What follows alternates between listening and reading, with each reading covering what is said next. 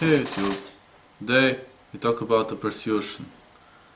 Actually, persuasion is a bit harder than many of us have thought, cause in general, this is a technique when you're trying to persuade someone that your opinion is right, that he should follow you, or that he should listen to what you are saying. He should follow your lead, to be short. Now, he has three phases: preparation, then he has how to do it and doing it. Now, I will now talk about preparation, obstacles you might came across, and of course what you should avoid at all costs. Preparation. First of all, make a plan. Before you start a conversation with your victim, you should think of how to approach him or her. You can have either one of the following stances. Offensive stance. This is good if you have a lot of knowledge from some area on the subject and good opinions to back it up. For example, you should keep the stance if you are, if you are a very good knower of this area. Intimidate the listener, interrupt him every now and then and prove that you have more knowledge than he does. This is something that is good when you know something well. Example, you're a nuclear physician and you know a lot about atoms and physics. Someone is telling you something wrong about fusion and you know that he is wrong. You are attacking him with facts and knowledge. His chances are zero because you are a scientist. Now you can have a defensive stance. Listen to what the victim has to say, let him finish and give him the idea that he is winning the argument. Then pose a question to him or her that will get him to doubt himself. However, do not get carried away, because if he speaks too much, he or she will keep an offensive stance. You're generally screwed. You got to know when to counter, when to preparate, and when to set an attack. Example, you know less than somebody, but he doesn't believe in himself. You just say when he finishes, and then find something that will make him doubt at himself. If nothing happens, at least you got time and made him unsure of himself.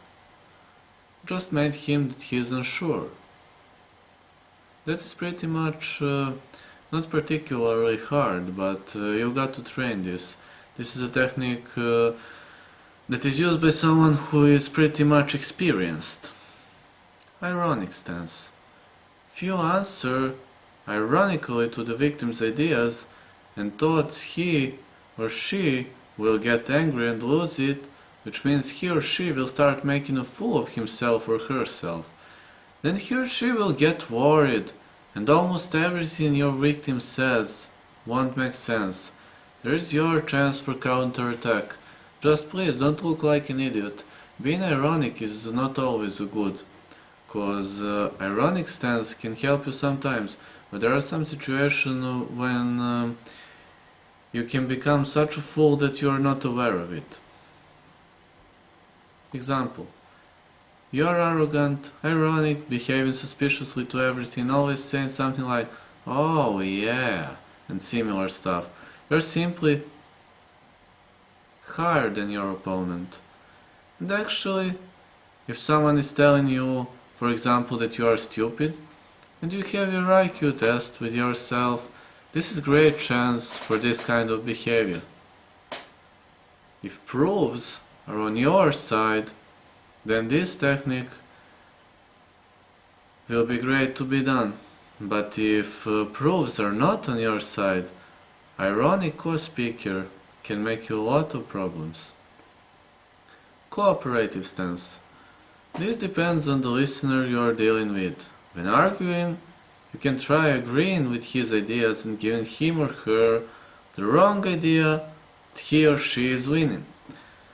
You can even try praising him or her for his beliefs.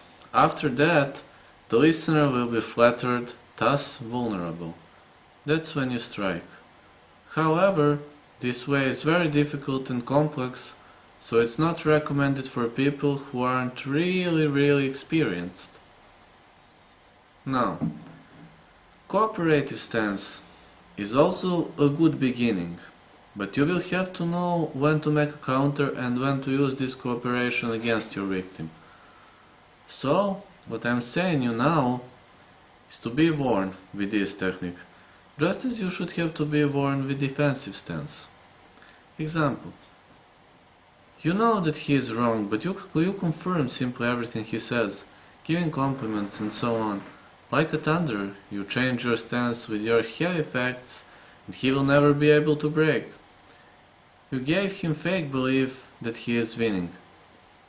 Note, it is always better if you know a lot more than your opponent. You will always have better chances. Now, these are only basics of persuasion. In my following tutorial, I will talk about obstacles you might came across and the ways to overcome your obstacles. And now, just to say, remember these 4 stances. This is good for beginning of persuasion. Greetings.